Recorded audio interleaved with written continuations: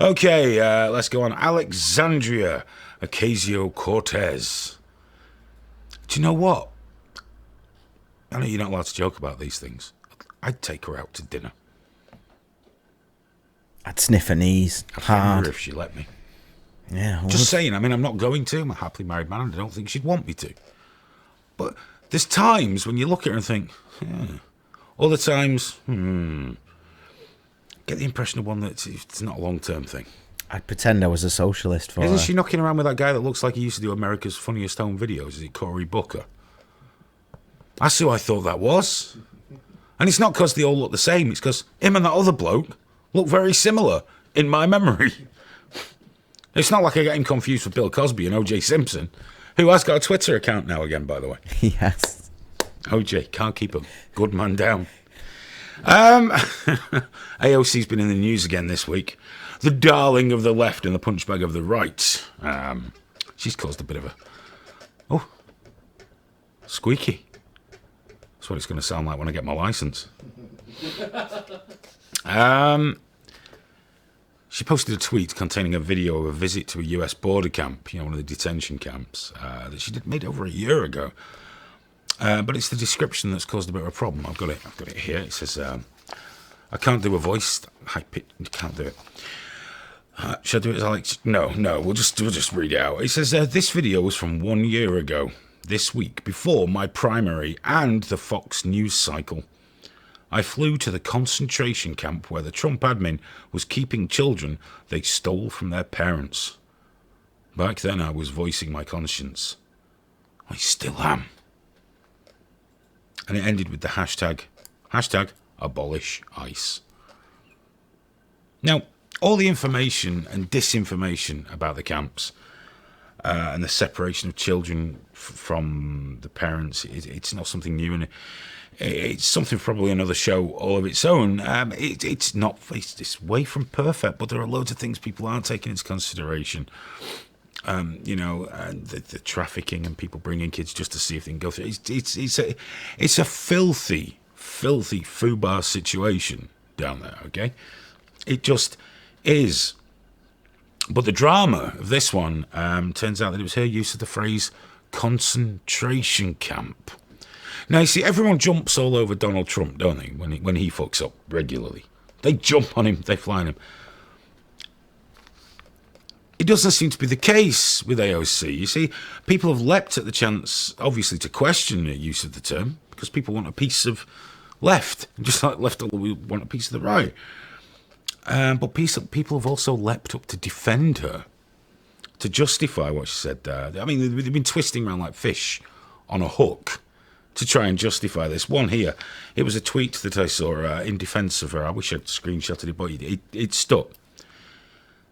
This person defending her use of the term concentration camp for one of the detention camps at the border. It's a concentration of immigrants in a camp. What do you want to call it? Is that so? A school is a concentration of children in a building. It's a concentration school. No, that's not how this works. This phrase does not mean what I think you think it means. So that was from one Twitter user. Many similar defences popped up. Thing is, though, it's fucking stupid. This is a concentration camp. This concentration camp. These concentration camps. People starved. Jews, gypsies, the disabled, gay people, undesirables, the untermensch, worked, starved, murdered, branded, numbered, subhuman, murdered. That is a concentration camp. You don't get 3 meals a day, clothing, medical healthcare, and the ability to leave whenever you fucking want at a concentration camp. You know, nobody walked 1,000 miles to climb over the fence to Auschwitz to get in during World War II in the hope of a better fucking life. Those are concentration camps. But of course, people are claiming that the language has changed somehow. One cracker that I saw flagged up by Drone Tech, of course it was about CNN. Of course, it was our Drone Tech that caught it. But Democratic Representative Henry Kuehler, he appeared on CNN claiming that AOC had a different usage and perception of words. A different fucking usage and perception. You mean she's wrong? She's fucking wrong. She chose an emotive phrase to appeal to her base, and it was wrong. It was plain fucking wrong. It denigrates what happened in those camps. What still happens to people in certain places in the world, but not on the Mexican border to the US. I mean, yeah, language does change, you know? Gay doesn't mean happy anymore. It means homosexual. Faggot. More demonetisation gone there, Graham, just going to say. Faggot does not mean a bundle of sticks, which was its original meaning. That was a faggot. Also, a delicious pork meatball in a tangy sauce. Still available, Mr. Brain's faggots. What? They're still available? It is. Faggot lovers everywhere. Yeah. Who doesn't love a hot steaming faggot? I love faggot balls so much. Especially in a tangy sauce. Yeah, well, they've got to be tangy. The tangier, the better.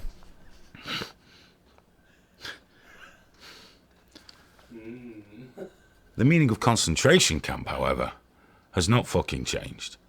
Never one bit.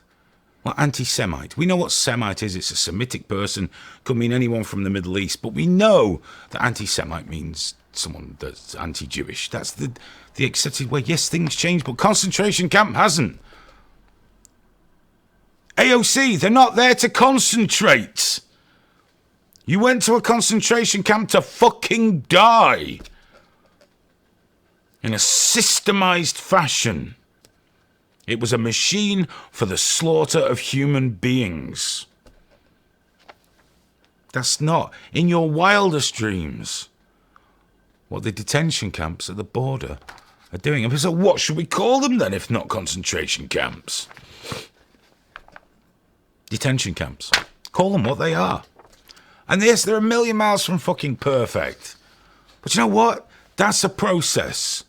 Because right now, as far as I know, no one's being gassed in them. They're not being worked to death and made to wear fucking stripy pyjamas. Back off with the rhetoric. Because whatever good point you might have about the camps, you just fucked it. You fucked it right into the dirt by saying something really fucking stupid. That's why anything Trump does achieve that's good will always be shat on, because he fucks it. The left are no better. The only difference is, and Drone Tech's gonna fucking love this, but it's 100% true. The only difference is the right do not have the majority of the media fucking batting for them. The left do. And that's the only fucking difference. Look at that. Shit for brains. And I say that about someone whose speech she gave in the House, you know, when she pulled them all to pieces over the funds of final. It was brilliant. Because there are no one-dimensional characters. You can't believe that. It's a ridiculous thing to believe. You can't say people are stupid for saying Trump's a Nazi and then say, you know, she's some kind of one-dimensional fucking idiot, because she isn't. But you know what? They're not all geniuses that go into politics. George Galloway gave a brilliant speech to, was it Congress or the Senate? It was Congress, wasn't it? I can't remember who it was, but Gave I know a the brilliant, name, yeah. impassioned speech. It was fucking incredible. It couldn't have been delivered better. It couldn't have been more bang on, concise, perfect. I still really dislike George Galloway, but I can't say that everything he's done has been bullshit, because that's dishonest.